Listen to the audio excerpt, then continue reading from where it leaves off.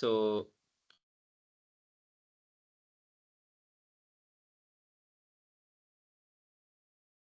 Okay, நான் 2019 paper தான் பார்த்து கொண்டு இருந்தோம். ஸோ அந்த 19 பேப்பர்ல வந்து பேலன்ஸ் கொஸ்டின் வந்து பார்ப்போம்.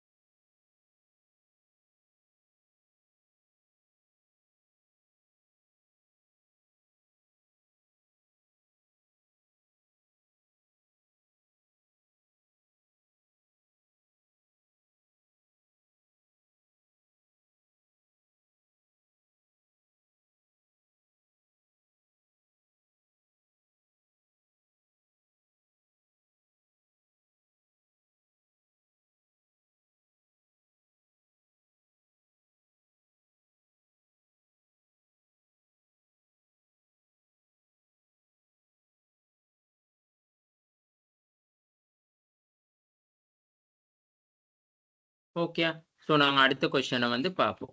ஸோ 19 ஓகே, 4 துறை வருமான வட்டப்பாய்ச்சலை பத்தி பார்த்தோம். ஸோ அடுத்த கொஸ்டின் வந்து ஓகே, ஐஎஸ் வளைய எதிர்கணிய சரிவினை எல்எம் வலை வந்து நேர்கணிய சரிவினை கொண்டிருக்குமான்னு சொல்லி கேட்குறாங்க. இந்த கூற்றை வந்து ஏற்றுக்கொள்ளலாம். ஐஎஸ் கர்வ் வந்து எப்படி இருக்கும்னு சொல்லி சொன்னா ஒரு டிமாண்ட் கர்வ் மாதிரி இருக்கும், மேலிருந்து கீழ் நோக்கி சரிவுடையதா இருக்கும். எல்எம் கர்வ் வந்து ஒரு நிரம்பல் வலை மாதிரி இருக்கும், அதாவது கீழிருந்து மேல் நோக்கியதா இருக்கும். அப்ப ஐஎஸ் வலை வந்து ஒரு நெகட்டிவ் ஒரு positive relation, sorry IS curve வந்து ஒரு நெகட்டிவ் ரிலேஷன்ஷிப்பாகவும் எல்எம் கர்வ் வந்து ஒரு பாசிட்டிவ் ரிலேஷன்ஷிப்பாகவும் இருக்கும். ஸோ எதுக்கு அப்படி இருக்கும்னு சொல்லி சொன்னா, இப்ப நாங்க ஐஎஸ் கர்வ் எல்எம் கர்வ் வந்து நாங்க எதை பேஸ் பண்ணி வரைகிறோம்னு சொல்லி சொன்னா வட்டி மற்றும் வருமானத்தை பேஸ் பண்ணி தான் வரைகிறோம். வட்டி மற்றும் வருமானத்தை பேஸ் பண்ணி தான் வரைகிறோம். ஸோ நீங்க அந்த விஷயங்கள் எல்லாமே நீங்க அங்கே பாயிண்ட் அவுட்டா போடணும். அது மட்டும் இல்லாம இந்த ஐஎஸ் கர்வ் எல்எம் கர்வ் வந்து வலையை வந்து நாங்க ஒரு வரைபடம் மூலமா வந்து நீங்க ஈஸியா அவங்களுக்கு அண்டர்ஸ்டாண்ட் பண்ணி கொள்றதுக்காக வந்து இப்படி வரைஞ்சும் காட்டலாம். ஓகே, ஸோ இவ்வளவுதான் நீங்க அங்கே வந்து செய்ய இருக்கு. இந்த நார்மலா வந்து இந்த இப்படி ஒரு ஐஎஸ் கர்வ், அதாவது வந்து இந்த வரை, அதாவது ஐஎஸ் கர்வ் வந்து ஐஎஸ் கர்வ் எல்எம் கர்வ் வந்து ஐ அடுத்தது ஒய் 0 I Y அவ்வளவுதான் போட இருக்கு. நான் இதெல்லாம் ஆல்ரெடி ஏற்கனவே விளங்கப்படுத்தினது, நான் திரும்ப ரிப்பீட்டட் வந்து சொல்லணும்னு அவசியமே இல்லை இந்த கொஸ்டின்ஸ்க்கெல்லாம் அகைன். ஓகே, ஸோ அடுத்தது வந்து இங்க ஐஎஸ் கர்வுக்கும் இந்த எல்எம் கர்வுக்கும் இடையில வந்து வேற நாங்க என்ன விஷயம் சொல்லலாம்னு சொல்லி சொன்னா, இந்த ஐஎஸ் வலை வந்து என்பதுன்னு சொன்னா பொருட்சந்தையை பத்தி அடிப்படையா சொல்றது, அதாவது சிஐஜி நுகர்வு முதலீடு அரச செலவுகள். எல்எம் வந்து சொல்றது வந்து நாங்க பணச்சந்தையை பேஸ் பண்ணி சொல்றது எல்எம் கர்வ், அதாவது வந்து இது வந்து நாங்க money supply and demand supply. இது 2018 கொஸ்டின்ஸ் பேப்பர் எல்லாமே இருக்கு. நான் முதல்ல சொன்ன மாதிரி நீங்க கொஸ்டின்ஸ் அனலைஸ் பண்ணீங்கன்னு சொல்லி சொன்னா உங்களுக்கு அண்டர்ஸ்டாண்ட் பண்ணிக்கொள்ள முடியும். சரியா? ஸோ இந்த விஷயங்களை தான் வந்து நீங்க அங்கே சொல்லக்கூடியதா இருக்கணும். ஓகே, அடுத்தது வந்து நீங்க சொல்லலாம் வந்து இந்த, அதாவது வந்து இப்ப ஐஎஸ் கர்வ் எடுத்துக்கொண்டா இப்ப நாங்க என்ன சொல்றோம்னு சொல்லி சொன்னா எதிர்கணிய சரிவுன்னு தானே சொல்றோம். அப்ப எதிர்கணிய சரிவுன்னு சொல்லி சொல்ல இருக்கக்குள்ள வந்து வட்டி கூடக்குள்ள என்ன நடக்கும்னு சொல்லி சொன்னா வருமானம் குறைய தொடங்கும். வட்டி குறையக்குள்ள வருமானம் கூட தொடங்கும். அதே மாதிரி எல்எம் கர்வ் எடுத்துக்கொண்டீங்கன்னு சொல்லி சொன்னா பாசிட்டிவ் ரிலேஷன்ஷிப்னு தானே சொல்றோம். அப்ப அதாவது வந்து வட்டி கூடுனா வருமானம் கூடும், வட்டி குறைஞ்சா வருமானம் குறையும். இந்த விஷயங்களை வந்து நீங்க அதுக்குள்ள இன்க்ளூட் பண்ணா 2 மார்க்ஸ் படி 4 மார்க்ஸ். ஓகே, அடுத்தது வந்து நாங்க ஆல்ரெடி டிஸ்கஷன் பண்ணது தான் வரைபினை பயன்படுத்தி பகுதி அளவிலான வெளித்தள்ளுகை விளைவு, அடுத்தது முழுமையான வெளித்தள்ளுகை விளைவுன்னு சொல்லி 2 விஷயம் இருக்கு. சரியா? அதாவது பகுதி அளவிலான வெளித்தள்ளுகை விளைவுன்னு சொல்லி சொல்லக்குள்ள வந்து பார்ஷியல் கிரவுடிங் அவுட் எஃபெக்ட்னு சொல்லி சொல்றது, அதாவது வந்து நாங்க இதுல நார்மலாவே படிச்சிருக்கோம், ஒரு தனியார் துறை வந்து முழுமையா ஈடுபடுறதை வந்து கட்டுப்படுத்துறதுக்காக வந்து அரசு தலையீடு செய்யறது தான், தலையீடு செய்யும் பொழுது உருவாக்கப்படுகின்ற ஒரு விஷயத்தை தான் வந்து நாங்க பகுதி அளவிலான வெளித்தள்ளுகை அப்படி முழுமையான வெளித்தள்ளுகைன்னு சொல்லி சொல்லுவோம். முழுமையான வெளித்தள்ளுகைன்னு சொல்லி பகுதி அளவிலான வெளித்தள்ளுகை நாங்க 2022 பேப்பர்லையும் படிச்சோம், அதாவது பகுதி அளவில் அரசும் பகுதி அளவில் வந்து தனியார் துறையும் ஈடுபடுறது. அப்ப இந்த முழுமையான வெளித்தள்ளுகைன்னு சொல்லி சொன்னா என்ன சொல்றாங்கன்னு சொல்லி சொன்னா, அதாவது வந்து தனியார் வந்து இன்வால்வ் ஆகி இருக்கிறத வந்து ஃபுல்லாவே வந்து என்ன செய்யறதுன்னு சொன்னா நீக்கிட்டு முழுமையா அரசு வந்து அதுல செயற்படுறதுதான் வந்து முழுமையான வெளித்தள்ளிகை விளைவுன்னு சொல்லி நாங்க சொல்லுவோம். சரியா? அப்ப இந்த முழுமையான வெளித்தள்ளிகை விளைவுல வந்து என்ன நடக்கும்னா அரசு இப்ப இதுக்குள்ள இன்வால்வ் ஆகக்குள்ள அப்ப அரசு செலவுகள் என்ன நடக்கும்னா அதிகரிச்சு கொண்டு போகும். இப்ப தனியார் துறை ஈடுபடாத ஒரு விஷயத்துல அரசு முழுமையா ஈடுபடக்குள்ள வந்து அரசு வந்து ஃபுல் அண்ட் ஃபுல்லா வந்து செலவு அதிகரிக்கும். சோ இதன் மூலமா வந்து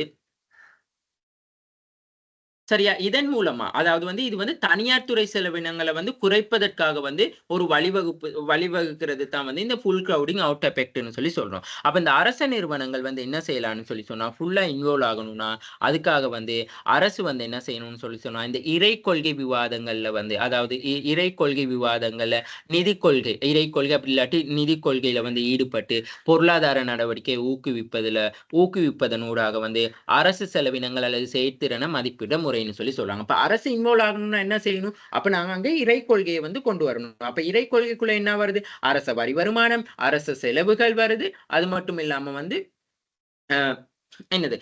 அரச வரி வருமானம், அரசு செலவுகள். சோ இந்த விஷயங்கள் எல்லாமே வந்து அந்த இறை கொள்கைன்னு சொல்றதுக்குள்ள வருது. சோ அப்ப அரச கடன் இதுகள் எல்லாமே இன்க்ளூட் ஆகுது. இப்ப அரசு செலவுகள் எப்படி அதிகரிக்கும்? அப்ப அதாவது வந்து உட்கட்டமைப்பு வசதிகள், உட்கட்டமைப்பு வசதிகள், மேம்பாடு, அபிவிருத்தி அதுகளுக்கு வந்து செலவுகள் அதிகரிக்கும். அரச வரி அங்கன எப்படி வரும்? அதாவது வந்து இன்கம் டாக்ஸ் அதாவது டாக்ஸஸ் அதிகரிப்பதனூடாக வந்து அதன் மூலமா வருமானங்களை பெற்றுக்கொண்டு இந்த ஃபுல் கிரவுடிங் அவுட் ஆஃப் எஃபெக்ட்ல அதாவது வந்து முழு நேர வெளியகற்றல்ல வந்து ஈடுபடக்கூடிய சான்ஸ் இருக்கு. அடுத்தது கடன்களும் அதிகரிக்கும். கடன்கள் ஏன் அரசு அதிகரிக்குதுன்னு சொல்லி சொன்னா அரசு செலவுகள் வந்து அதிகரிக்கும் பொழுது அதுக்குள்ள ஆட்டோமேட்டிக்கா வந்து அரச கடன்களும் வந்து என்ன நடக்குதுன்னு சொல்லி சொன்னா அரசு கடன்களும் அதிகரிக்குதுன்னு சொல்லி நாங்க சொல்ல முடியும். சோ இதுதான் வந்து ஃபுல் கிரவுடிங் அவுட் ஆஃப் எஃபெக்ட்னு சொல்லி சொல்றோம். இது வந்து தனியார் முதலீட்டில் ஏற்படக்கூடிய எதிர்மறையான தாக்கத்தை வந்து குறிக்கிறது. அதாவது வந்து அரச செலவு அதிகரிக்கும் பொழுது என்ன நடக்கும்னு சொல்லி சொன்னா பொருட்கள் செய்வதற்கான தேவை வந்து அதிகரிச்சு வட்டி வீதத்துக்கும் பணவீக்கத்துக்கும் வழிவகுக்கும்னு சொல்லி சொல்றாங்க. ஏன் இந்த வட்டி வீதம் மற்றும் பணவீக்கத்துக்கு வழிவகுக்கும்னு சொல்லி சொன்னா இப்ப அரசு இன்வால்வ் ஆகணும்னே அங்க என்ன நடக்கும்னு சொல்லி சொன்னா எல்லாருக்கும் வந்து சமமான வருமான பங்கீடு இடம்பெறும். சமமான வருமான பங்கீடு இடம்பெறக்குள்ள வந்து இப்ப பொருட்கள்லாம் முடியுமான மட்டும் விலைகளை வந்து என்ன செய்வான்னு சொல்லி சொன்னா அப்ப சமமான வருமான பங்கீடு இடம்பெறக்குள்ள வந்து பொருட்கள் விலையெல்லாம் வந்து அவங்க அந்த பொருட்களுக்கான கேள்விகள் அதிகரிக்கும். இப்ப நாங்க தனியார் துறையில வந்து நாங்க செலவு செய்யறதும் அரசு துறையில போயிட்டு நாங்க ஒரு விஷயத்துக்கு செலவு செய்யறது வந்து கம்பேர் பண்ணக்குள்ள அரசு துறை வந்து கம்மியா இருக்கும், தனியார் துறை வந்து செலவு கூடுதலையா இருக்கும். சரியா? சோ அப்ப இதுக்காக வந்து என்ன செய்யறான்னு சொல்லி சொன்னா அரசு இதை கட்டுப்படுத்துறதுக்காக தான் இந்த வட்டி வீதங்களை வந்து என்ன செய்யும்னு சொல்லி சொன்னா வட்டி விகிதங்களை வந்து அதிகரிக்கக்கூடிய சான்ஸ் இருக்கு. அது மட்டும் இல்லாம பணவீக்கத்துக்கு அதாவது இப்ப நாட்டுல வந்து அந்த பொருட்களை கொள்வனவு செய்யறதுக்கான காசு மக்கள் கையில் இல்லைன்னு சொல்லி சொல்லும் பொழுது வந்து பணவீக்கம் வந்து அதிகரிக்கும். அதாவது வந்து பணத்தின் பெருமதி வந்து படிப்படியாக அதிகரித்து கொண்டு போகுது. இப்ப எங்கட நாட்டுல வந்து என்னத்தான் இருந்தாலுமே வந்து தனியார் துறையும் வந்து இன்வால்வ் ஆகுது, அரசு துறையும் இன்வால்வ் ஆகுது. அதாவது வந்து நாங்க அதை சொல்றது வந்து partial crowding out of effect எங்க நாட்டுல காணப்படுது. இருந்தாலும் ஒரு சில இண்டஸ்ட்ரியில வந்து உதாரணத்துக்கு புகையிரதம், தபால் நிலையம் வந்து முழுமையா வந்து என்ன நடக்குதுன்னு சொன்னா full crowding out of effect வந்து இந்த அரசு துறை தான் செல்வாக்கு செலுத்தி கொண்டு வருது. ஸோ நீங்க அதைத்தான் வந்து நீங்க இங்கே இன்க்ளூட் பண்ணணும். அது மட்டும் இல்லாம இதை வந்து நாங்க கொஸ்டின் 2022 2023 எல்லாம் டிஸ்கஷன் பண்ணியிருக்கிறோம். அது இல்லாம எம்சிக்யூ சாரி கெட் எக்ஸாம் பேப்பர்ல வந்து ஏற்றுக்கொள்கிறீர்களா இல்லையான்னு சொல்லி ஒவ்வொரு கொஸ்டின்ங்க வரும். அதுக்கும் வந்து இது அதுலயும் வந்து கேட்டு வந்திருக்கும். சரியா? சோ இப்ப இதுல வந்து வரைபடம் எப்படி வரும்னு சொல்லி சொன்னா நாங்க நார்மலா இந்த ஃபுல் கிரவுடிங் எஃபெக்ட்னு சொல்லி சொல்லக்குள்ள வந்து இந்த ஐஎஸ்ஓ வலை அப்ப அதாவது வந்து இங்க ஏன் அந்த ஐஎஸ்ஓ வலைன்னு சொன்னா நாங்க சொல்லி இருக்கிறோம் அரசு செலவுகள் எல்லாமே வந்து என்ன நடக்கும்னு சொன்னா ஐஎஸ் கர்வ்ல தான் தாக்கம் செலுத்தும்னு சொல்லி சொல்லியிருக்கோம். அப்ப ஐஎஸ் கர்வ் வந்து என்ன நடக்கும்னு சொல்லி சொன்னா படிப்பகுதியா அதிகரிச்சு கொண்டு போகும். இந்த எல்எம்னு சொல்லி சொல்றது வந்து என்னதுன்னு சொல்லி சொன்னா நாங்க வந்து சொல்றது வந்து அந்த எல்எம் கர்வ் வந்து இங்க நிலையா இருக்கும். எல்எம் கர்வ்ல எந்த விதமான தாக்கமும் ஏற்படுத்தாது. அதுதான் எல்எம் கர்வ் வந்து இப்படி நிலையா வச்சுட்டு அரச செலவுகள் என்ன நடக்கும்னா படிப்படியா அதிகரிக்கும்னு சொல்லி நாங்க சொல்ல முடியும். சோ அரசு செலவுகள் பாருங்க ஐஎஸ்ஓல இருந்து ஐஎஸ்ஓ 1 அதிகரிச்சு கொண்டு போகுது. இங்க வந்து எக்ரிகேட்டட் அவுட்புட்னா மொத்த கேள்வி வந்து அதிகரிக்க தொடங்கும். அதைத்தான் என்ன சொல்லியிருக்காங்க எக்ரிகேட் அவுட்புட். நாங்க இந்த ஒரு பாயிண்ட்ல படிச்சிருக்கோம். மொத்த கேள்வி வந்து அங்க என்ன நடக்கும்னு சொல்லி சொன்னா அதிகரிக்க தொடங்கும். பாருங்க தனியார் முதலீட்டு ஏற்படுத்தக்கூடிய எதிர்மறையான தாக்கத்தை குறிக்கிறது. அரசு செலவுகள் அதிகரிக்கும் பொழுது பொருட்கள் செய்வதற்கான தேவை அதாவது மொத்த கேள்வி அதிகரிக்குது. அதைத்தான்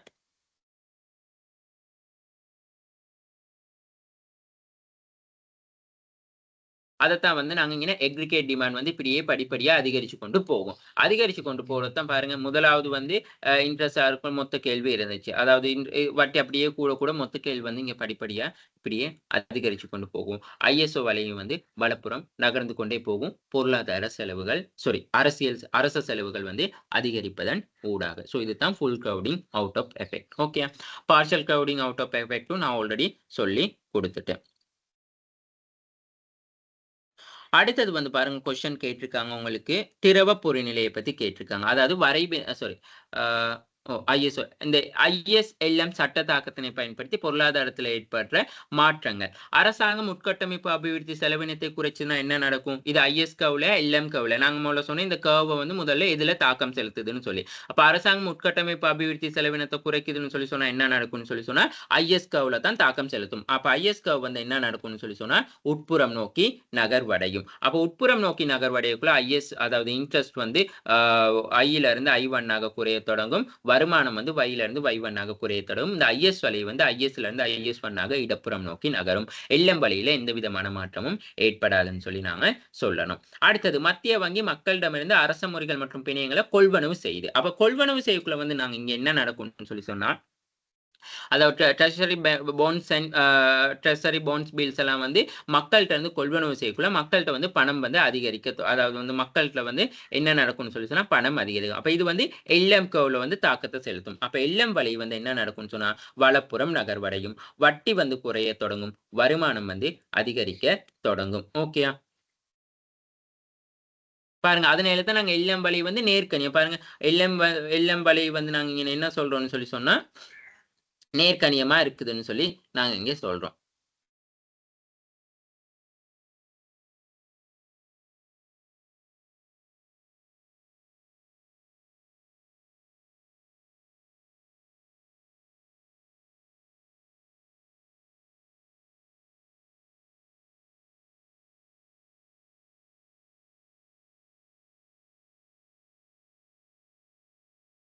ஓகே, அடுத்தது வந்து பாருங்க, ஓகே, மத்திய வங்கி வரிகளை குறைக்குது. அப்ப டேக்ஸஸ குறைச்சா என்ன நடக்கும்னு சொல்லி சொன்னா, வரிகளை குறைச்சா என்ன நடக்கும்னு சொல்லி சொன்னா, அதுவும் வந்து எங்களுக்கு வந்து ஐஎஸ்ல தான் தாக்கத்தை செலுத்தும்னு சொல்லி நாங்க சொல்லலாம். அதாவது வரிகளை வந்து குறைக்கும் பொழுது, அப்ப ஐஎஸ் வரிகளை குறைக்கும் பொழுது அந்த ஐஎஸ் கர்வ் வந்து வலை வந்து வலப்புறம் நகர்வடையும். அப்ப வருமானமும் அதிகரிச்சு என்ன நடக்கும்னு சொல்லி சொன்னா வரிகளும் வந்து இன்ட்ரெஸ்டும் வந்து அதிகரிக்கும், வலப்புறம் நகரும் கூட.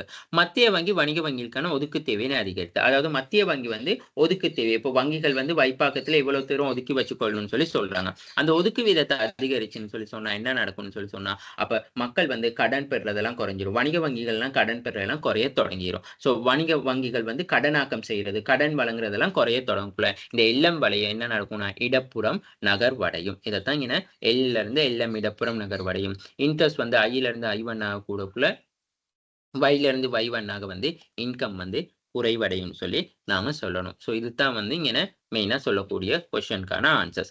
அடுத்தது திரவ பொறிமுறை என்பதால் விளக்குக. திரவ பொறிமுறைனா நாங்க என்னதுன்னு சொல்லி சொன்னோம், திரவ பொறிமுறைனா உத்தேச நோக்கம், அதாவது உத்தேச நோக்கம்னு சொல்லி சொன்னா ஸ்பெகல்டிவ் டிமாண்ட்னு சொல்லி நாங்க சொல்லியிருக்கோம். ஸ்பெகல்டிவ் டிமாண்ட். ஸோ அதாவது வந்து எதிர்காலத்துல வந்து திரைசேரி முறிகள் பிணையங்கள்ல இருந்து அதிகளவு நன்மை பெற்றுக்கொள்ள முடியும்னு சொல்லி மக்கள் வந்து நிகழ்காலத்துல பணத்தை வந்து கையில வச்சிருக்கின்ற அளவு தான் வந்து என்னதுன்னு சொல்லி சொன்னா உத்தேச நோக்கம்னு சொல்லி சொல்றோம். அந்த உத்தேச நோக்கத்துக்காக பணத்தை வச்சிருக்கக்குள்ள வட்டி வீதம் என்ன நடக்குதுன்னு சொன்னா படிப்படியா வந்து குறைவடைஞ்சு கொண்டு போகக்குள்ள, வட்டி வீதங்கள் வந்து படிப்படியா குறைவடைஞ்சு போகக்குள்ள என்ன நடக்கும்னு சொல்லி சொன்னா மக்கள் வந்து கையில இருக்கிற பணம் வந்து அதிக அளவு வச்சுக் கொள்ளுவாங்க. ஸோ ஏன்னு சொன்னா இன்வெஸ்ட் பண்ண மாட்டாங்க. வட்டி வீதம் வந்து 0 லெவல்ல போயிட்டு, அதாவது முடிவிலியா வந்து அதிகரிக்குது. இதன் மூலமா வந்து என்ன நடக்கும்னு சொன்னா வட்டி வீதம் குறைய பணத்துக்கான டிமாண்ட் அதிகரிக்கும், பிணைகளுக்கான கேள்வி குறைய தொடங்கும். யாருமே வந்து இந்த ட்ரெஷரி பில்ஸ் பாண்ட்ஸ்ல வந்தெல்லாம் இன்வெஸ்ட் பண்ண மாட்டாங்க. ஸோ இது வந்து கேள்வியை வந்து பூஜ்ஜியமாக்க, அதாவது மக்கள் வந்து இழிந்த வட்டி விகிதத்துல வந்து என்ன செய்வாங்கன்னு சொல்லி சொன்னா பண நிரம்பல் முழுவதையும் பிணைகளில் முதலீடு செய்யாமல் காசின் நிலுவையாக வைத்திருக்கும் நிலையை தான் திரவ பொறிநிலைன்னு சொல்லி சொல்லுவோம். அப்ப மக்கள் வந்து இந்த திரைசேரி முறிகள் பிணையங்கள் எல்லாம் வந்து இன்வெஸ்ட் பண்ண மாட்டாங்க. மக்கள் வந்து கையில தான் காசை வச்சு இருப்பாங்க. ஸோ அதைத்தான் வந்து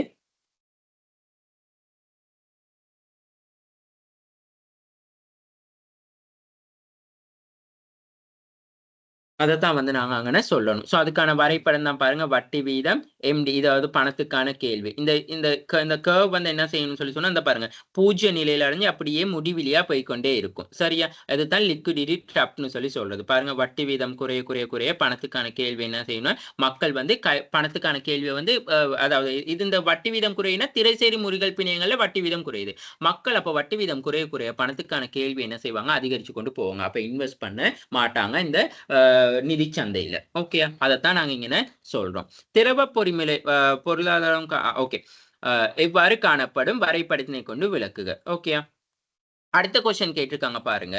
திரவ பொறிமுறை வீச்சுக்குள் பொருளாதாரமானது காணப்படுகையில் உள்நாட்டு வருமான மட்டத்தினை அதிகரிக்க மிக பொருத்தமான கொள்கைகள் யாவை? அப்ப நாங்க இந்த என்னென்ன கொள்கைகளை பயன்படுத்தி வந்து திரவ பொறிமுறை வீச்சுக்குள்ள பொருளாதாரமானது காணப்படுகையில் உள்நாட்டு வருமான மட்டத்தை அதிகரிக்கிறது. இப்ப மக்கள் கையில கேள்வி அதிகரிச்சோன்னு வந்து என்ன செய்வாங்கன்னு சொல்லி சொன்னா, மக்கள் வந்து அந்த கேள்வி அதிகரிச்சிருச்சு. சோ அதிக அளவு வந்து செலவுகள்ல வந்து ஈடுபடுவாங்க. சோ அப்ப செலவுகள்ல ஈடுபடுறதன் மூலமா வந்து என்ன நடக்கும்னு சொல்லி சொன்னா, மக்கள்ல வந்து வருமானம் அதாவது வந்து இப்ப இன்ட்ரெஸ்ட் எல்லாம் எதுவுமே போட மாட்டாங்க. சோ இந்த மாதிரி டைம்ல வந்து சம்டைம்ஸ் இப்ப திரவ பொருள்நிலை வந்து என்ன சொல்றான்னு சொன்னா, மக்கள் கையில அதிக அளவு பணம் இருக்கிறது வந்து ஆபத்தான ஒரு விஷயம் தான். ஏன்னு சொன்னா அதிக அளவு செலவழிக்கத்தான் பார்ப்பாங்க மக்கள். இப்ப அது இயல்பான விஷயம் தான். மக்கள் கையில பணம் அதிக அளவு இருக்கக்குள்ள வந்து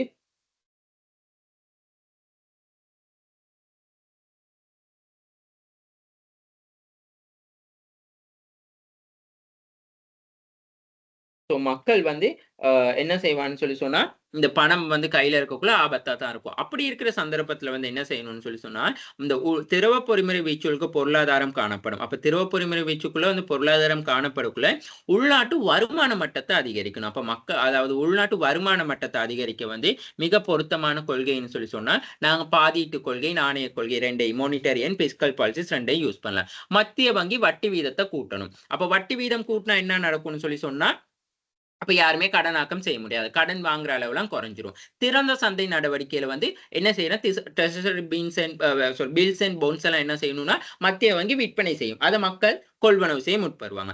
சட்ட ரீதியான ஒதுக்கு வீதத்தை கூட்டணும். அதாவது வந்து இப்ப மத்திய வங்கி வந்து வணிக வங்கிகள்கிட்ட ஒதுக்கு வீதத்தை வந்து கூட்டணும்னு சொல்லி சொல்லுது. அப்ப கூட்டணுக்குள்ள வந்து கடன் வழங்குறது எல்லாமே குறைய தொடங்கும்.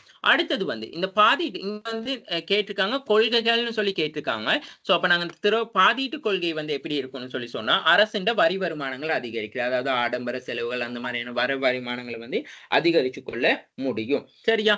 அடுத்தது வந்து என்ன செய்யலாம்னா, அரசாங்க கடன்கள்.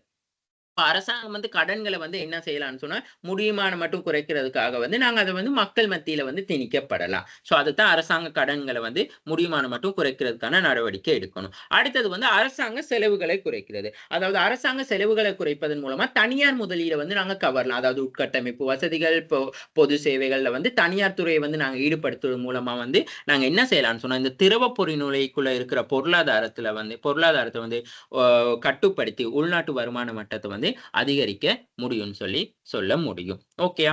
சரி, இதெல்லாம் நாங்க ஆல்ரெடி படிச்ச விஷயம் தான். இப்போ ஒரு புது கொஸ்டினுக்கு வரோம். குறுங்கால பிளிப்ஸ் வலை என்பதால் கருதப்படுவது யாது? வரைபடத்தினை பயன்படுத்தி விளங்க. அதாவது இந்த பிளிப்ஸ் வலைன்னு சொல்லி சொல்றது வந்து ஒரு பொருளாதாரத்துல இன்ஃபுளுன்ஷன் பணவீக்கத்துக்கும் அன்எம்ப்ளாய்மெண்ட்க்கும் இடையிலான ஒரு ரிலேஷன்ஷிப்பை வந்து விளக்கப்படுத்துறது தான் வந்து குறுங்கால பொருளாதார வலைன்னு சொல்லி சொல்றது. அதாவது வந்து குறைந்த வேலையின்மையுடன் என்ன நடக்கும்னு சொன்னா, பணவீக்கம் உயரும். அதாவது வந்து நாங்க வேலையின்மை வந்து குறைவா இருக்கக்குள்ள வந்து பணவீக்கம் வந்து உயரும்னு சொல்லி சொல்றாங்க. அதாவது வந்து இந்த குறுகிய கால பிளிப்ஸ் வலையில வந்து என்ன நடக்கும்னு சொல்லி சொன்னா, வேலையின்மை குறைவாக இருக்கக்குள்ள, அதாவது வேலையின்மை குறைவா இருக்குன்னு சொன்னா, அப்ப நிறைய பேர் வேலை செய்யறாங்க. அப்ப வேலை செய்யக்குள்ள என்ன நடக்கும்னு சொல்லி சொன்னா, மக்கள் கையில வந்து பணம் அதிக அளவு இருக்கும். பணம் அதிக அளவு இருக்கும் பொழுது வந்து அந்த பணவீக்கம் வந்து என்ன நடக்கும்னு சொல்லி சொன்னா, அதிகமாக இருக்கும். அதாவது வந்து பணவீக்கம் வந்து வேலையின்மை வந்து குறைவா இருக்கக்குள்ள, அதாவது எம்ப்ளாய்மெண்ட் வந்து அப்ப வேலையின்மை குறைவுன்னு சொல்லி சொன்னா என்னது, அப்ப வேலை செய்யற அளவு வந்து கூடிக்கொண்டு இருக்கு. அப்படி இருக்கக்குள்ள என்ன நடக்கும்னு சொல்லி சொன்னா, பணவீக்கம் வந்து பணவீக்கம் வந்து அதிகமா இருக்கும். வேலையின்மை வீதம் கூடுதலையா இருக்கக்குள்ள, அதாவது அன்எம்ப்ளாய்மெண்ட் லெவல் வந்து கூடுதலையா இருக்கக்குள்ள பணவீக்கம் இன்ஃப்ளூயன்ஷன் வந்து குறைவா இருக்கும். காரணம் என்னதுன்னு சொல்லி பார்த்தீங்கன்னா, இந்த பொருட்கள் சேவைகளுக்கான கேள்வி அதிகரிப்பு காரணமாக பணவீக்கம் அதிகரிக்கும். நாங்க படிச்சிருக்கோம் கேள்வி தூண்டல் பணவீக்கம்னு சொல்லி. அந்த கேள்வி தூண்டல் பணவீக்கத்துல வந்து என்ன நடக்கும், அப்ப மக்கள் வந்து வேலையின்மை வீதம் வந்து குறைய தொடங்கிட்டா வந்து அப்ப மக்கள்கிட்ட கையில காசு ஏதோ இருக்கு. அப்ப இருக்கும் பொழுது அந்த அதிக அளவு துரத்துறப்போ அந்த நிரம்பல் அந்த என்ன சொல்றது நாங்க படிச்சோம் நிரம்பல் மாறாம இருக்கிற சந்தர்ப்பத்துல வந்து பொருட்கள் கேள்வி அந்த பொருட்களுக்கான அதிக அளவான கேள்வி ஏற்படுத்தக்குள்ள அந்த பொருட்களுக்கான என்ன செய்யறது விலை மட்டம் அதிகரிக்கும். விலை மட்டம் அதிகரிப்பதனூடாக பணம் வீக்கம் அதிகரிக்குதுன்னு சொல்லி சொல்றாங்க. இதே சந்தர்ப்பத்துல வந்து வேலையின்மை வீதம் கூடுதலையா இருக்கக்குள்ள வந்து என்ன நடக்கும்னா பொருட்கள் சேவைகளுக்கான கேள்வி வந்து குறைவடைய தொடங்கும். குறைவடைய தொடங்குறதால வந்து அப்ப பொருட்கள் செய்வதற்கான விலையும் வந்து கொஞ்சம் குறைவான லெவல்ல இருக்கக்குள்ள வந்து பணவீக்கம் என்ன செய்யணும்னா குறைவடைய தொடங்கும். இதைத்தான் வந்து நாங்க பிளிப்ஸ் வலையில சொல்றோம். அப்ப பிளிப்ஸ் வலை வந்து பணவீக்கத்துக்கும் இன்ஃப்ளூயன்ஸனுக்கும் வேலையின்மை அன்எம்ப்ளாய்மெண்ட்க்கும் இடையிலான ரிலேஷன்ஷிப்பை சொல்லுது. ஸோ இதுக்கான வந்து வரைபடம் எப்படி இருக்கும்னு சொல்லி சொன்னா முதலாவது பாருங்க நாங்க வந்து கிடையச்சில அன்எம்ப்ளாய்மெண்ட் ஒரிஜினல்ல அடுத்தது இன்ஃப்ளூயன்சன் ரேட் அதாவது வந்து இன்ஃப்ளூயன்சன் சொல்லி நாங்க சொல்லுவோம் இன்ஃப்ளூயன்சன் ரேட்னு சொல்லி. அப்ப இங்க பாருங்க லாங் ரன் பிளிப்ஸ் கர்வ். இந்த லாங் ரன் பிளிப்ஸ் கர்வ்னு சொல்லி சொன்னா நாங்க இதை நிரம்பல் செலவு நிரம்பல் என்ன சொல்றது நிரம்பல் நாங்க படிச்சோம் காஸ்ட் புஷ்னு சொல்லி. அப்ப இங்க காஸ்ட் புஷ் மாறாத நிலையில வந்து இந்த வேலையின்மை வீதம் அதிகரிக்கக்குள்ள பாருங்க இப்ப எம்ப்ளாய்மெண்ட் வந்து இங்க முதலாவது இந்த அன்எம்ப்ளாய்மெண்ட் ரேட் வந்து என்ன நடக்குதுன்னு சொன்னா கூட கூட கூட வந்து இந்த அன்எம்ப்ளாய் ரேட் வந்து ஃபர்ஸ்ட் ரன் பிளிப்ஸ் கர்வ் இது செகண்ட் ரன் பிளிப்ஸ் கர்வ். அந்த அன்எம்ப்ளாய்மெண்ட் கூட கூட கூட என்ன நடக்கும்னு சொல்லு அன்எம்ப்ளாய்மெண்ட் வந்து ஓகே கூடும் பொழுது என்ன நடக்கும்னு சொல்லி சொன்னா நாங்க இங்க பார்த்தோம் பாருங்க அதாவது வேலையின்மை வந்து கூடும் பொழுது பணவீக்கம் வந்து இன்ஃப்ளூயன்சன் ரேட் வந்து குறைவடைஞ்சு கொண்டு வருது. இதே நாங்க வேலையின்மை வீதம் குறைவடையும் பொழுது வேலையின்மை வீதம் வந்து குறைவா இருக்கும் பொழுது பணவீக்கம் வந்து என்ன நடக்கும்னு சொல்லி சொன்னா அதிகமா இருக்கும். பாருங்க இந்த அன்எம்ப்ளாய்மெண்ட் வந்து குறைய தொடங்குல வந்து பணவீக்கம் வந்து அப்படியே இன்ஃப்ளூயன்சன் அதாவது பணவீக்கம் கூடிக்கொண்டு போகுது. பணவீக்கம் அதாவது வேலையின்மை வீதம் குறையக்குள்ள வந்து என்ன நடக்கும்னு சொல்லி சொன்னா பணவீக்கம் வந்து கூடும்னு சொல்லி சொல்றோம். ஓகே ஸோ இதுதான் அதுக்கான வரைபடம். ஸோ இங்க நம்ம கீழே வந்து அன்எம்ப்ளாய்மெண்ட் ரேட் இன்ஃப்ளூயன்சன் ரேட் போட்டுக்கொள்ளுங்க. அடுத்தது வந்து இப்போ முதலாவது வந்து இப்போ விலை மட்டம் தானே முதலாவது விலை மட்டத்துல வந்து நாங்க என்ன சொல்றோம்னு சொல்லி சொன்னா ஃபர்ஸ்ட் ரன் பிளிப்ஸ் கர்வ் சரியா. அதாவது குறுங்கால பிளிப்ஸ் வலை வந்து இங்க காணப்படுது சரியா. இப்ப வந்து என்ன சொல்றோம்னு சொல்லி சொன்னா இந்த வேலையின்மை வீதம் வந்து குறைவடைய தொடங்கும் பொழுது வந்து வேலையின்மை வீதம் குறைவடைய தொடங்கும் பொழுது வந்து பணவீக்கம் அதிகமா இருக்கும். அப்ப இந்த வேலையின்மை வீதம் வந்து இங்க படிப்படியா இங்க குறைவடையக்குள்ள வந்து இந்த இன்ஃப்ளூயன்சன் ரேட் அதாவது வந்து பணவீக்க வீதம் என்ன நடக்கும்னு சொல்லி சொன்னா ஓகே பணவீக்கம் வந்து அதிகமா இருக்கும். அதாவது பணவீக்கம் அதிகமா இருக்குன்னு சொன்னா இந்த பொருட்கள் சேவைகளுக்கான விலை மட்டம் வந்து கூடும். பொருட்கள் சேவைக்கான விலை மட்டம் கூடக்குள்ள நாங்க அந்த என்ன சொல்றது பொருட்கள் சேவைக்கான விலை மட்டம் பணத்துக்கான கேள்வி அதிகரிக்கக்குள்ள அந்த பொருட்கள் சேவைகளுக்கான கேள்வி அதிகரிக்கும் பொழுது அந்த வட்டி அந்த பொருட்கள் சேவைக்கான விலை மட்டம் கூடுது. பொருட்கள் சேவைக்கான விலை மட்டம் கூடி பணவீக்கத்தை வந்து அதிகரிக்குது. அப்ப வேலையின்மை வந்து குறைய தொடங்கக்குள்ள இந்த அன்எம்ப்ளாய்மெண்ட் குறைய தொடங்கக்குள்ள வந்து என்ன நடக்குதுன்னு சொன்னா இன்ஃப்ளூயன்சன் அதாவது பணவீக்கம் அதிகரிக்குது. வேலையின்மை வீதம் வந்து கூட தொடங்கக்குள்ள வந்து என்ன நடக்குன்னு சொன்னா பணவீக்கம் குறைவடைந்து கொண்டு போகுது. பாருங்க இப்ப வேலையின்மை வீதம் ரேட் அன்எம்ப்ளாய்மெண்ட் ரேட் வந்து கூடிக்கொண்டு போக்குள்ள இந்த பணவீக்க வீதம் இந்த கர்வ் வந்து அப்படியே என்ன செய்யுதுன்னா கூடிக்கொண்டு அப்படி அதாவது வந்து குறைஞ்சு கொண்டே போகும். ஸோ வேலையின்மை வீதம் இந்த அன்எம்ப்ளாய்மெண்ட் இங்கிட்டு வரக்குள்ள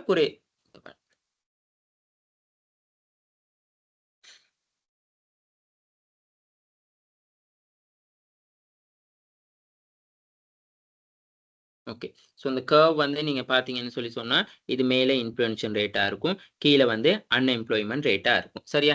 இப்படி இருக்கிற சந்தர்ப்பத்துல வந்து இப்ப அன்எம்ப்ளாய்மெண்ட் குறைவா இருக்கக்குள்ள வந்து என்ன நடக்கணும் அன்எம்ப்ளாய்மெண்ட் குறைவா இருக்கக்குள்ள என்ன நடக்கும்னு சொல்லி சொன்னா பொருட்கள் சேவை அன்எம்ப்ளாய்மெண்ட் பொருட்கள் சேவைகளுக்கான வந்து கேள்வி வந்து அதிகரிக்கும். இந்த பொருட்கள் சேவைகளுக்கான கேள்வி வந்து என்ன நடக்குதுன்னு சொன்னா அதிகரிக்குது.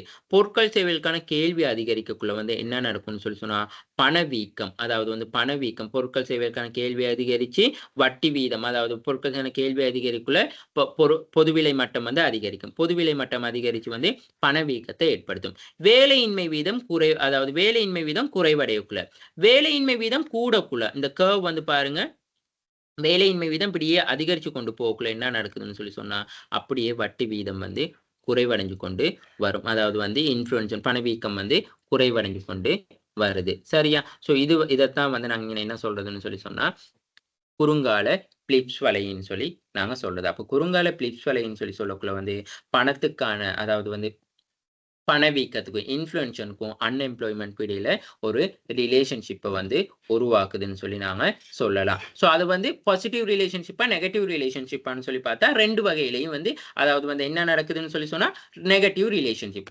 வேலையின்மை கூடுனா பணவீக்கம் குறையுது, வேலையின்மை குறைஞ்சா பணவீக்கம் என்ன நடக்குதுன்னு சொல்லி பணவீக்கம் என்ன நடக்குதுன்னு சொல்லி சொன்னா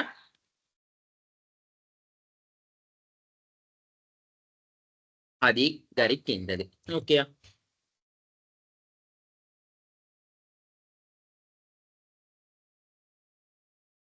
ஓகே. அடுத்தது பாருங்க, ஒரு நாட்டின் உறுதியான மற்றும் தொடரும் பணவீக்கம் என்பது தூய பணவீக்க நிகழ்வாகும். இதனை நீங்கள் ஏற்றுக்கொள்கின்றீர்களா? வேறுபட்ட பணவீக்க கொள்கைகளை கருத்தில் கொண்டு சொல்லி சொல்லியிருக்காங்க.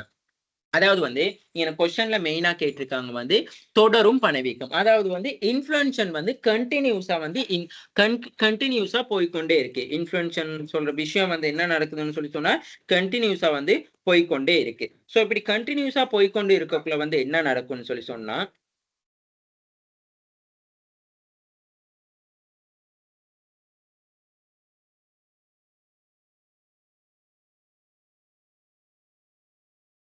One minute.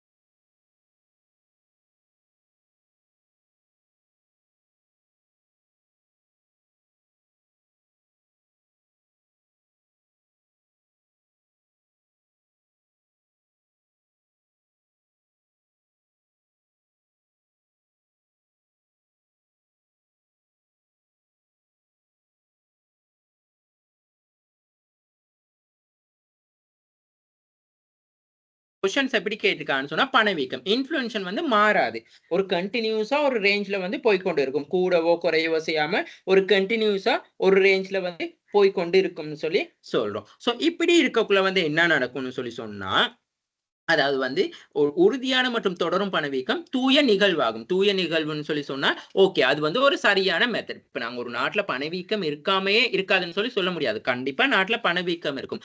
ஆனா எப்படிப்பட்ட பணவீக்கம் இருக்கணும்னு சொல்லி சொன்னா இந்த உறுதியான மற்றும் தொடரும் பணவீக்கம்னு சொல்லி சொல்ற இதுதான் இருக்கணும். சோ இப்படி இருக்கக்குள்ளதான் என்ன செய்யணும்னு சொல்லி சொன்னா அந்த நாட்டுல இந்த கூற்றை ஏற்றுக்கொள்கின்றீர்களா? ஆம், ஏற்றுக்கொள்கின்றோம். வேறுபட்ட பணவீக்க கொள்கைகளை கருத்தில் கொண்டு விளக்க சொல்லியிருக்காங்க. அப்ப நாங்க வந்து இதுல வந்து வேற பணவீக்கம்னு சொல்லி சொன்னா பாயும் பணவீக்கம்னு சொல்லி படிச்சிருக்கோம், வெளித்தெரியும் பணவீக்கம்னு சொல்லி படிச்சிருக்கோம், அடிப்படை பணவீக்கம். சோ அந்த பணவீக்கங்களோட வந்து ஒப்பிட்டு இந்த கொஸ்டினை வந்து விளங்கப்படுத்தணும். அப்ப முதலாவது உங்களுக்கு தெரியணும் இந்த தூய பணவீக்கம்.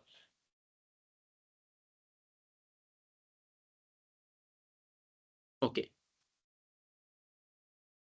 continues and the precedence influence, அதுதான் தூய பணவீக்கம், அப்படி இல்லாட்டி வளர்ந்து செல்லும் பணவீக்கம்னு சொல்லி சொல்றது.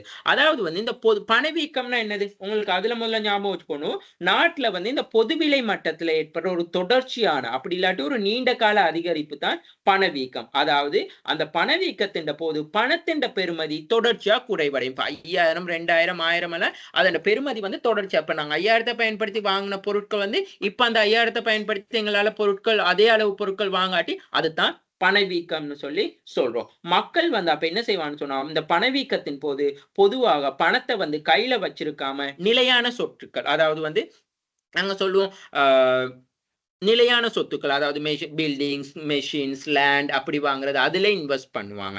சோ அதைத்தான் அவங்க நிலையான சொத்துக்கள்ல தான் முதலீடு செய்ய விரும்புவாங்க. பணவீக்கம் காரணம் வந்து பெருமதி வந்து தொடர்ச்சியா குறைவடைஞ்சு கொண்டு போறதால. இப்படி இருக்கக்குள்ள ஒரு நாட்டுல வந்து இன்ஃப்ளூயன்ஷன் வந்து எது சரியான இன்ஃப்ளூயன்ஷன் சொல்லி சொன்னா இந்த நாங்க கண்டினியூஸ் அண்ட் பிரசிடென்ட் இன்ஃப்ளூயன்ஷன் சொல்றது தான் ப்ராப்பர்லி மானிட்டரி பியாமினான்னு சொல்லி சொல்றோம். அதாவது வந்து இப்ப மெதுவா வந்து தான் அந்த விலை மட்டம் அதிகரிக்கும். அதாவது வந்து 5% அப்படி சொல்ற 5% 6% சொல்லி மெதுவா.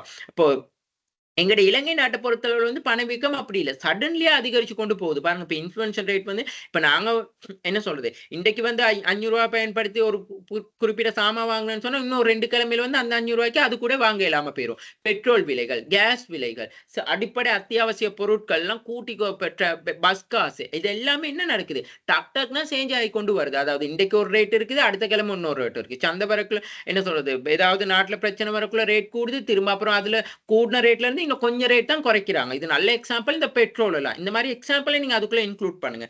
சோ இப்படி இருக்கக்குள்ள வந்து அந்த பணவீக்கம் வந்து சரி இல்ல. ஆனா ஒரு நாட்டுல வந்து பணவீக்கம்னு சொல்றது வந்து மிக மெதுவா தான் அதிகரிச்சு கொண்டு போகணும். அதாவது மிக மெதுவான்னு சொன்னா, இப்போ உதாரணத்துக்கு இந்த வருஷம் வந்து இப்போ ஒரு பொருளோட விலை கூடுனா, இன்னொரு 2 வருஷத்துக்கு பிறகு தான் அந்த பொருளோட விலை வந்து திரும்ப கூடக்கூடியதா இருக்கணும். ஆனா எங்கட நாட்டுல வந்து இந்த கன்டினியூஸ் ஆஃப் பிரசிடென்ட் இன்ஃப்ளேஷன் வந்து நடக்கிறது இல்ல.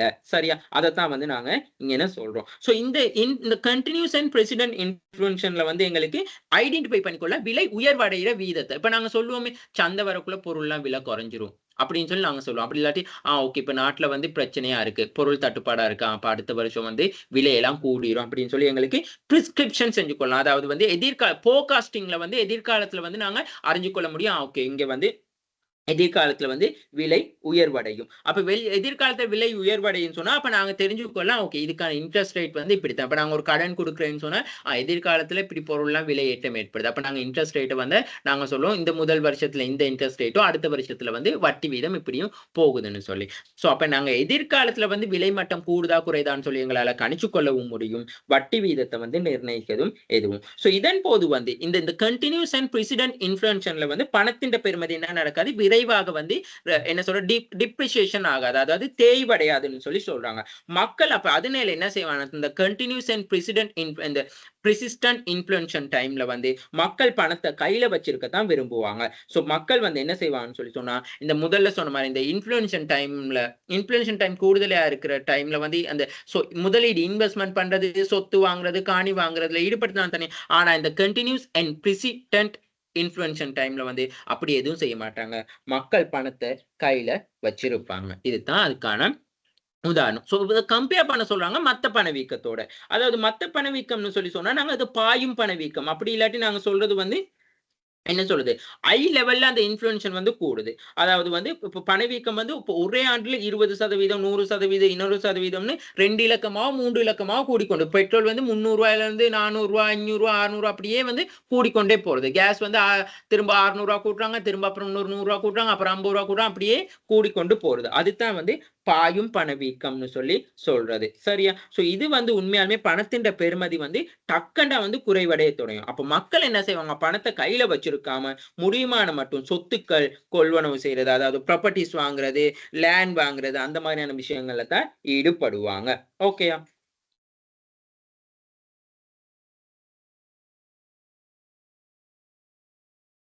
அடுத்தது வந்து சுழல் பணவீக்கம்னு சொல்லி இருக்கு. சுழல் பணவீக்கம்னு சொல்லி சொன்னா என்னதுன்னு சொல்லி சொன்னா, அத நாங்க சொல்றது இந்த பில்ட் இன் இன்ஃப்ளூயன்ஸ்ன்னு சொல்லி சொல்றது. அதாவது இந்த உற்பத்தி காரணிகளோட விலை. உற்பத்தி காரணிகள்னு சொல்லி சொன்னா, இந்த பொருட்கள் சேவையோட விலை அதிகரிப்பு காரணமாக. 1 மினிட்.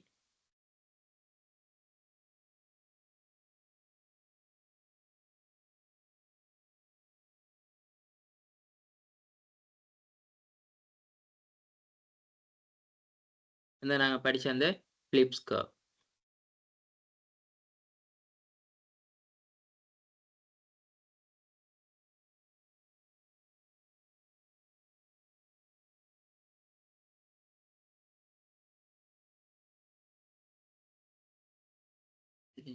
இல்ல.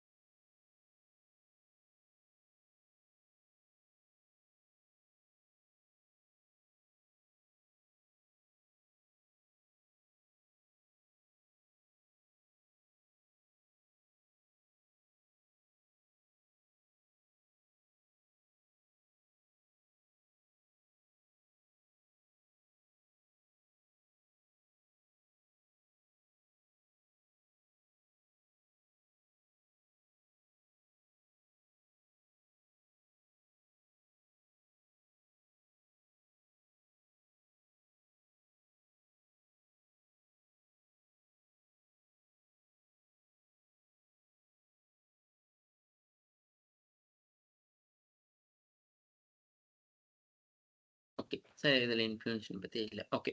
அப்ப இந்த சுழல் பணவீக்கம்னு சொல்லி சொன்னா, அத வந்து நாங்க பில்ஃப் இன்ஃப்ளேஷன் சொல்லி சொல்றது. சோ அதாவது வந்து உற்பத்தி காரணிகளோட விலை அதிகரிப்பு. உற்பத்தி காரணிகள்னு சொன்னா, நாங்க பொருட்கள் உற்பத்தி செய்யும் பொழுது, அந்த மூலப்பொருள் நாங்க சொன்னோம், தொழில்நுட்பமா இருக்கலாம், லேபர்ஸா இருக்கலாம், மெட்டீரியல்ஸா இருக்கலாம். அதுகளுக்கான விலை அதுகளோட விலை அதிகரிப்பு காரணமாக வந்து என்ன நடக்கும்? செலவு கூடும். இதனால வந்து அந்த பொருட்கள் சேவைகளோட விலை வந்து என்ன நடக்கும்? ஆட்டோமேட்டிக்கா வந்து கூடத் தொடங்கும். சோ இப்படி இதன் ஏற்படுற மூலமா ஏற்படக்கூடிய பணவீக்கம் தான் சுழல் பணவீக்கம்னு சொல்லி சொல்றது.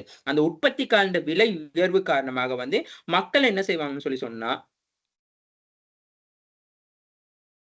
இப்ப இந்த உற்பத்தி காரணிகள்ட்ட வந்து விலை அதிகரிப்பு ஏற்படுது. சோ அந்த உற்பத்திக்கான விலை அதிகரிப்பு ஏற்படக்குள்ள நாங்க என்ன சொன்னோம்னு சொல்லி சொன்னா, நிரம்பல் வந்து அப்ப மாறாது. செலவு தூண்டல் பணம் வீக்கமும் இங்க ஏற்படக்கூடியதா இருக்கும். ஓகேயா? சோ அப்ப அதாவது வந்து இங்க வந்து என்ன நடக்கும்னு சொல்லி சொன்னா, விலை உயர்வு காரணமாக பொருட்கள் சேவைக்கான வந்து விலை அதிகரிக்கும். விலை அதிகரிக்கும் பொழுது, அப்ப மக்கள்ட்ட வந்து மக்கள் வந்து அந்த பொருட்களுக்கான கேள்வியும் அதிகரிக்க தொடங்கிட்டாங்கன்னு சொல்லி சொன்னா, அங்க கேள்வி தூண்டல், அதாவது நாங்க படிச்சிருக்கோம் கேள்வி தூண்டல் பணவீக்கம்னு சொல்லி. டிமா ஃபுல் டிமாண்ட்ன்னு சொல்லி படிச்சிருக்கோம். அப்ப கேள்வி தூண்டல் பணவீக்கமும் ஏற்படக்கூடியதா இருக்கும். சரியா? சோ இதுதான் வந்து சுழல் பணவீக்கம்னு சொல்லி சொல்றது. அடுத்தது அமுக்கப்பட்ட பணவீக்கம். அப்படி இல்லாட்டி அமுக்கிய பணவீக்கம்னு சொல்லி சொல்றது வந்து பொருட்கள் சேவை பொது விலை மட்ட அதிகரிப்பு வந்து அரசின் உச்ச கட்டுப்பாட்டு விலைகள் பங்கீட்டு முறை மூலம் மட்டுப்படுத்தப்பட்டிருந்தா. அப்ப அதாவது வந்து இப்ப நாங்க பொருட்கள் சேவை விலை கூடுது. பங்கீடு அவங்க வந்து கோட்டா சிஸ்டம் அறிமுகப்படுத்துறது. கேஸ் எல்லாம் லைன்ல போலிங்ல வாங்கணும். பெட்ரோல். சோ அதெல்லாம் அந்த டைம்ல வந்து கோட்டா சிஸ்டம்ல தான் நாங்க வாங்கணும். இது வந்து இலங்கையில வந்து 1970, 77ல காணப்பட்டுச்சு. எகெயின் இந்த 2019, 23 காலப்பகுதியிலையும் இந்த அமுக்கப்பட்ட பணவீக்கம் அப்படி இல்லாட்டி அமுக்கிய பணவீக்கம். அதாவது பொருட்கள் செய்ய வேண்டிய விலை அதிகரிப்பு காரணமாக வந்து அரசு என்ன செய்யணும்னு சொன்னா, கண்ட்ரோல் பண்றதுக்காக வந்து விலைகள், கோட்டா சிஸ்டம், பங்கீட்டு முறைகள் என்பவற்றில வந்து மட்டுப்படுத்தப்பட்டிருக்கிறது. அப்ப இங்க வந்து பொருட்கள் சேவை விலை வந்து என்ன நடக்கும்னு சொல்லி சொன்னா, மக்கள் இது வந்து பொதுவா வந்து அந்த பொருள் தட்டுப்பாடான காலப்பகுதியில தான் இந்த விஷயத்த வந்து கொண்டு வருவாங்க. பொருட்கள் சேவைக்கான விலை சம்டைம்ஸ் குறைவா இருந்தாலும், மக்கள் அந்த பொருட்களுக்கு வந்து அதிக அளவு வந்து என்ன செய்வாங்கன்னா, வாங்குறதுக்காக வந்து காசு செலவழிக்க பார்ப்பாங்க. சோ அவங்களுக்கு அதிக அளவு அதாவது விரும்பிய அளவுல பண்டங்கள நுகர முடியாது.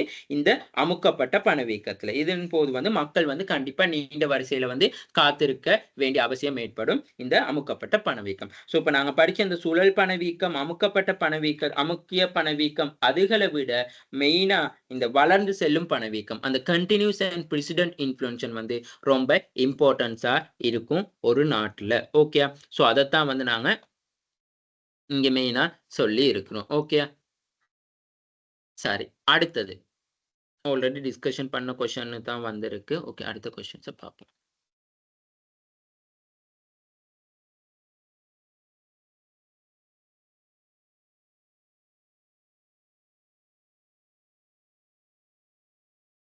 ஓகே. ஒரு நாட்டின் பொருளாதாரத்தின் மீதான உயர்வான பணவீக்கத்தின் தாக்கத்தினை உதாரணங்களை பயன்படுத்தி விளக்குக. அதாவது நான் சொன்ன மாதிரி தான் ஒரு நாட்டுல வந்து இன்ஃப்ளூயன்ஷன் ரேட் வந்து அதிகமாயிட்டா, இன்ஃப்ளூயன்ஷன் பணவீக்கம் வந்து அதிகமாயிட்டா அந்த நாட்டுல வந்து என்னென்ன நடக்கும்னு சொல்லி கேட்டுக்கிறது தான் கொஸ்டின். பாருங்க, இம்பேக்ட் ஆஃப் த இன்ஃப்ளூயன்ஷன், அதாவது பணவீக்கம் வந்து அதிகரிச்சுன்னு சொல்லி சொன்னா ஒரு நாட்டுல என்னென்ன நடக்கக்கூடிய பொருளாதார விளைவுகள் நாங்க படிச்சிருக்கோம். என்னது? நிலையான வருமானம், அதாவது பிக்ஸ் இன்கம் பெறுறவங்க வந்து பாதிப்படைவாங்க. அடுத்தது மட்டும் இல்லாம வந்து கடன் பட்டோர் வந்து கடன் கொடுத்தோர் வந்து பாதிப்படைவாங்க. அப்புறம் அடுத்தது வந்து என்ன நடக்கும்னு சொல்லி சொன்னா, இதுல நன்மை அடையக்கூடியவங்கன்னு சொல்லி சொன்னா மாறும் வருமானம் பெற்றவங்க. அதாவது வந்து இந்த வீட்டு வேலை செய்றவங்க, அந்த மாதிரியான மாறும் வருமானம் பெற்றவங்க. சோ நாள் கூலிக்கு வேலை செய்றவங்க, அவங்களுக்கெல்லாம் வந்து இந்த இன்ஃப்ளூயன்ஸ் வந்து ரொம்ப என்ன சொல்றது, நன்மையா அமையும். அடுத்தது வந்து இந்த இன்ஃப்ளூயன்ஸன் டைம்ல அடிக்கடி பிரைஸ் வந்து சேஞ்ச் ஆகுறதால வந்து நாங்க படிச்சோம் பட்டியல் செலவு ஏற்படும்னு சொல்லி. மக்கள் வந்து பெரும்பாலுமே கையில வந்து இழிவளவு பணத்த வச்சிருக்காங்கன்னா, அடிக்கடி வந்து என்ன செய்யணும்னா, சப்பாத்து தோல் செலவு ஏற்படும். அப்ப கையில குறைவளவு காசு வச்சிருக்க கூட தேவையான நேரத்துல வந்து எங்களுக்கு அந்த பொருள வந்து வாங்கிக் கொள்ள இயலாம போகக்கூடிய சான்ஸ் ஏற்படும். சரியா? அடுத்தது வந்து பணவீக்கத்துல ஏற்றுமதி என்ன நடக்கும்னு சொன்னா குறைவடைஞ்சு இறக்குமதி கூடும். இதனால வந்து சென்மதி நிலுவை வந்து எங்கட பாதிப்படையும்னு சொல்லி சொல்லுவோம். அடுத்தது முதலீட்டாளர்கள்லாம் வந்து நீண்ட காலத்துல வந்து முதலீடு செய்ய விரும்ப மாட்டாங்க. குறுங்காலத்துல மட்டும் தான் முதலீடு செய்ய விரும்புவாங்க. அப்ப குறுங்காலத்துன்னு சொன்னா எங்களுக்கு தெரியாது. நீண்ட காலத்துல முதலீடு செஞ்சு அதுல நட்டம் வந்துருச்சுன்னா, அதனால வந்து குறுங்காலத்துல தான் என்ன செய்வாங்கன்னு சொல்லி சொன்னா முதலீடு செய்வாங்க.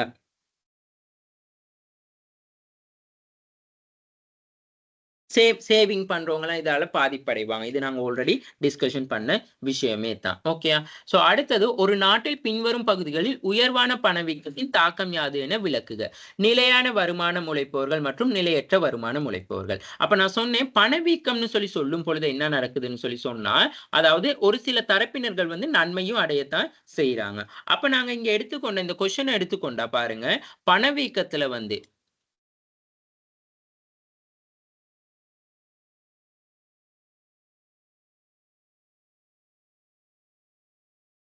சரியா?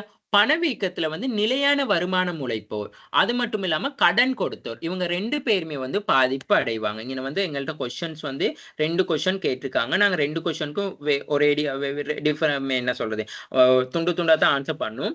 இதுல வந்து நிலையான வருமானம் பெறுவோர் பாதிப்படைவாங்க. நிலையற்ற வருமானம் பெறுவோர் நன்மை அடைவாங்க.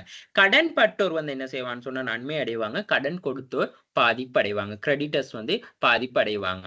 அப்ப நாங்க முதல்ல பார்ப்போம் இந்த நிலையான வருமானம் மற்றும் கடன் பட்டோர் வந்து அந்த கடன் கொடுத்தோர் வந்து எப்படி பாதிப்படைகிறாங்கன்னு சொல்லி. அப்ப நிலையான பண வருமானம்னு சொன்னா என்னது? அதாவது வந்து அரச, தனியார் ஊழியர்கள், வாடகை வருமானம் பெறுறவங்க, வங்கி வட்டியில வாழ்க்கை நடத்துறவங்க, சோ ஓய்வூதியம், நான் சொன்னோம் அந்த என்ன சொல்றது? அந்த பென்ஷன்ல போயிட்டு இருக்கிறவங்க, ரெண்ட் குடுத்து அதுல காசு பெற்றுக்கொள்றவங்க, வங்கியில அதாவது வந்து நாங்க இப்ப பிக்ஸ்ட் ரேட் ஒண்ணு நாங்க இன்வெஸ்ட் பண்ணோன வந்து, அ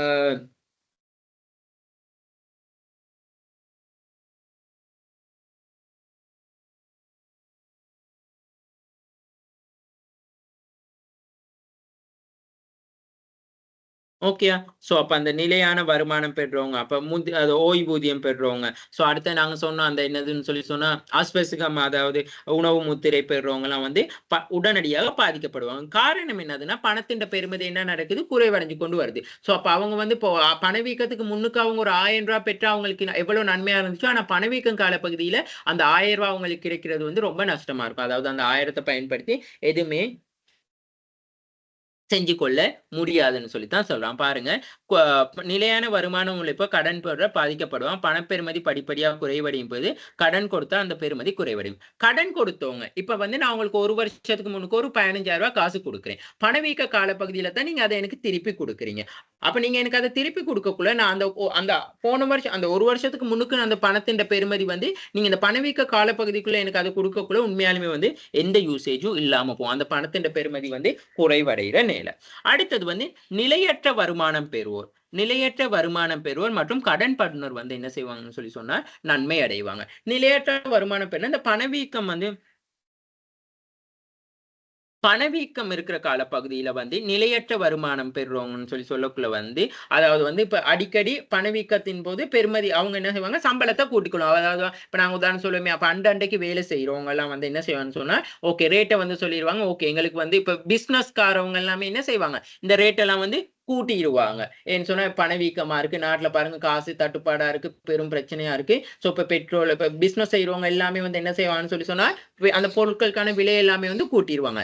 கடன் பட்டோருக்கும் வந்து அது என்ன நடக்கும்னா வாசியா இருக்கும். அதாவது வாசின்னு சொன்னா அவங்களுக்கு என்ன ஒரு ஒரு லக்கா இருக்கும். அதாவது இப்ப நாங்க ஆரம்பத்துல 15,000 வந்து பெரிய பெறுமதியா தெரிஞ்சாலும் இந்த பணவீக்கம் கால பகுதியில வந்து அந்த 15,000 அந்த ஒரு ஒரு குறிப்பிட்ட ஒரு அமௌண்ட் வந்து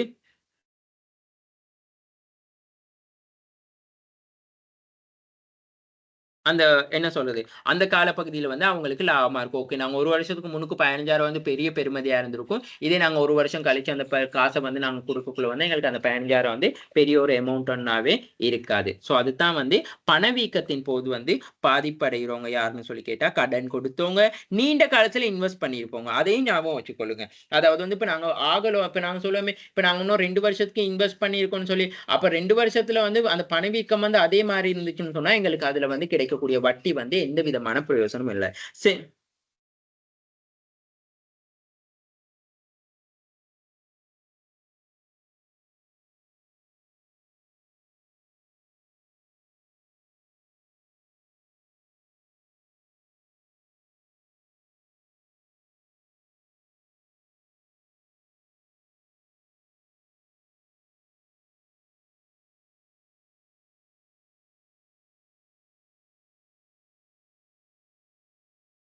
ஓகே. ஸோ அப்ப கடன் கோணம். அடுத்தது வந்து சேமிப்பாளர்கள். சேமிப்பாளர்கள் வந்து இதுல பாதிப்படைவாங்க. அதாவது வந்து சேவிங்ஸ்ல உள்ளவங்க எல்லாமே பாதிப்படைவாங்க. நன்மை அடைகிறவங்கன்னு சொல்லி சொன்னா கடன் பட்டோர், அடுத்தது வந்து வருமானம் பெறும் வியாபாரிகள், மொத்த வர்த்தகர்கள், அதாவது ஹோல்சேல் பிசினஸ், ரிட்டெய்லர் பிசினஸஸ் அவங்க எல்லாம் வந்து நன்மை அடைவாங்க. அதுதான் வந்து நிலையற்ற வருமானம் உழைப்பவர்கள்.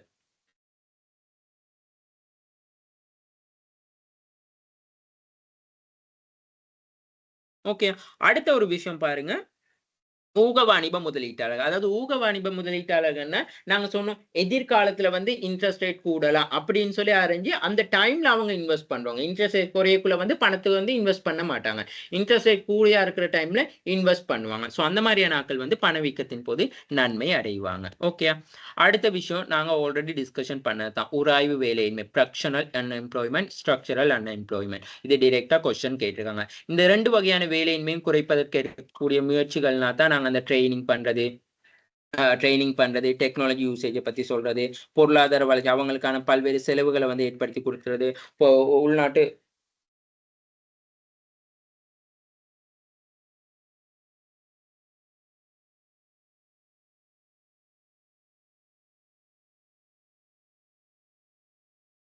ஏற்கனவே வந்து அ என்ன சொல்றது? அ அந்த டெக்னாலஜிய வந்து மாறக்குள்ள அவங்களுக்கு ட்ரெய்னிங் குடுக்குறது, அரசு துறையில வெளிநாட்டு வேலை வாய்ப்புகள டக்குனு உருவாக்கி குடுக்குறது, சரியான தரத்துக்கும், தகுதிக்குமான அவங்களுக்கு வேலை வாய்ப்ப வழங்குறது, அந்த மாரியான விஷயங்கள். ஓகே. ஸோ இதுவும் நாங்க டிஸ்கஷன் பண்ணது. அடுத்தது பாருங்க, இதுவும் ஆல்ரெடி டிஸ்கஸ். ஒரு நாட்டின் வேலையின்மையை 0 மட்டத்தில அடைவது சாத்தியமா? இல்ல. 0 லெவலுக்கு கொண்டு வரவே முடியாது. பட் எங்களால என்ன செய்ய முடியும்? குறைச்சு கொள்ள முடியும். ஏன் 0 மட்டத்துக்கு கொண்டு வர முடியாது? மறைமுக வேலையின்மை இருக்குது. அது இல்லாம வந்து என்ன சொல்றதுன்னா, மறைமுக வேலையின்மை இருக்கு. குறை தொழில் மட்டம் இருக்கு. குறை தொழில் மட்டம்னா நாங்க என்னதுன்னு சொல்லி படிச்சோம். அதாவது வந்து ஃபுல் என்ன ஃபுல் எம்ப்ளாய்மென்ட் இல்ல. அந்த குறை தொழில் மட்டம்னு சொல்லி சொல்லும் பொழுது வந்து வேலை செய்வாங்க. அவங்களுக்கு தகுதிக்கான வேலையை செய்ய மாட்டாங்க. சம்பளம் குறைவான சம்பளத்துல வேலை செய்வாங்க. பார்ட் டைம் மட்டும் வேலை செய்றவங்க இருக்காங்க. ஸோ அதெல்லாமே குறை தொழில் மட்டம். அப்ப அவங்கள வந்து நாங்க அன்எம்ப்ளாய்மென்ட் லெவலுக்குள்ள வந்து எடுக்க மாட்டோம். எம்ப்ளாய்மென்ட் லெவலா தான் அவங்கள எடுப்போம். அதனால வந்து 0 லெவலுக்கு வந்து எங்களால வந்து கொண்டு வர முடியாது இந்த அன்எம்ப்ளாய்மை மட்டத்த. அது மட்டும் இல்லாம வந்து என்ன சொல்றேன்னு சொல்லி சொன்னா, ஆ அ மறைமுக வேலையின்மை. அதாவது மறைமுக வேலையின்மைன்னு சொல்லி சொல்லக்குள்ள வந்து நாங்க அந்த எம்ப்ளாயி வந்து அதாவது வந்து இது வந்து உண்மையாலுமே வந்து மெய்யா அந்த இதுக்குள்ள வந்து உள்ளடக்கப்படாதது. அதுதான் மறைமுக வேலையின்மைன்னு சொல்லி நாங்க சொல்றது. அ அதாவது ஒரு உற்பத்தி செயற்பாட்ட வந்து உண்மையாலுமே நாங்க அத செஞ்சு கொண்டு போறதுக்கு வந்து 5 பேர் தான் எம்ப்ளாயீஸ் தேவைன்னா, அந்த 5 பேர் எம்ப்ளாயி போதும். ஆனா நாங்க அந்த அந்த உற்பத்தி செய்றதுக்கு ஒரு 10 பேர் போட்டிருந்தா உண்மையாலுமே வந்து அது மறைமுக வேலையின்மை. ஸோ இப்படி வந்து எங்கட நிறுவனம் அது என்ன சொல்றது? இலங்கையில நிறைய நிறுவனங்கள்ல காணப்படுது. இப்போ ஒரு உண்மையாலுமே நாங்களே சொல்லுவோம். இதுக்கு ஏன் இத்தன பேர் வேலை செய்றாங்க அப்படின்னு கூட நாங்க சொல்லுவோம். ஸோ அப்படி இருக்கக்குள்ள வந்து உண்மையாலுமே வந்து அங்க மறைமுக வேலையின்மை ஏற்படுது. ஸோ இதன் போது வந்து அங்க என்ன நடக்குதுன்னு சொல்லி சொன்னா, வேலையின்மைய வந்து நாங்க 0 மட்டத்துக்கு கொண்டு வர முடியாது. எப்பவுமே என்னத்தான் ஒரு அபிவிருத்தி அடைஞ்ச நாடுனா கூட வேலையின்மைய 0த்துக்கு கொண்டு வர முடியாது. வேலையின்மைய என்ன செய்யலாம்? குறைக்க முடியும்னு மட்டும் நாங்க சொல்லலாம். அடுத்தது வந்து பாருங்க, உத்தியோகபூர்வமா வெளியிடப்பட்ட வேலையின்மை வீதம் ஒரு நாட்டின் வேலையின்மை உண்மை நிலையினை வெளிப்படுத்தும். இல்ல. இந்த கூற்றை ஏற்றுக்கொள்ள முடியாது. காரணம் என்னதுன்னு சொல்லி சொன்னா, உத்தியோகபூர்வமா வெளியிடப்பட்ட வேலையின்மை வீதமானது அதுக்குள்ள அந்த மறைமுக வேலையின்மை, குறைதொழில் மட்டம் அதெல்லாம் வந்து சொல்லியிருக்க மாட்டாங்க. குறைதொழில் மட்டம்னா ஏன்னு சொன்னா, அங்க அவங்கள வந்து உள்வாங்குறதே இல்ல வேலையின்மை வீதத்துக்குள்ள. அதாவது அவங்க பகுதி நேரம் சரி வேலை செய்றாங்கன்னு சொல்லி அவங்கள வேலை வாய்ப்பு உள்ளவங்களா தான் கருதுவாங்க. அப்படி இல்லாட்டி குறைவான சம்பளத்துக்கு வேலை செய்றவங்களையும் வந்து அவங்க வேலை வாய்ப்பு உள்ளவங்களா தான் கருதுவாங்க. ஸோ அதனால தான் வந்து என்ன செய்வாங்கன்னு சொல்லி சொன்னா, நாங்க வந்து அந்த உத்தியோகபூர்வமா வெளியிடப்படுகின்ற வேலையின்மை வீதம் வந்து ஒரு நாட்டினது வேலையின்மைன்ற உண்மையான நிலைய வந்து எடுத்து காட்டாது.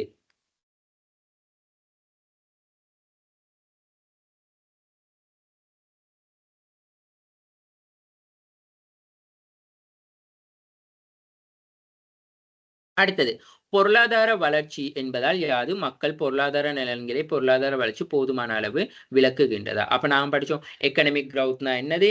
எக்கனாமிக் குரோத்ல வந்து வர ரிசோர்ஸஸ் என்ன மாரின்னு சொல்லி எல்லாமே அ படிச்ச விஷயங்கள் தான். ஓகேயா? ஸோ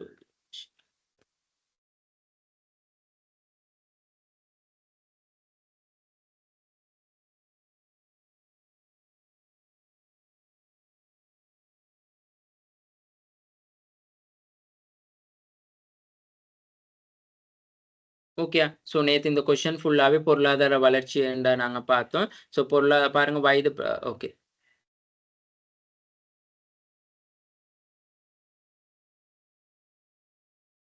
அதாவது பொருளாதார வளர்ச்சி நலன்களை அதாவது போதுமான அளவு விளக்குகின்றதா? மக்களின் பொருளாதார நலன்களை பொருளாதார வளர்ச்சி போதுமான அளவு விளக்குகின்றதான்னு கேட்டா, அதாவது மக்கள் அப்ப வேலை வாய்ப்பை வழங்குறது, உட்கட்டமைப்பு வசதியை ஏற்படுத்தி குடுக்குறது, மக்களுக்கான வருமான மட்ட ஏற்றத்தாழ்வை குறைக்கிறது.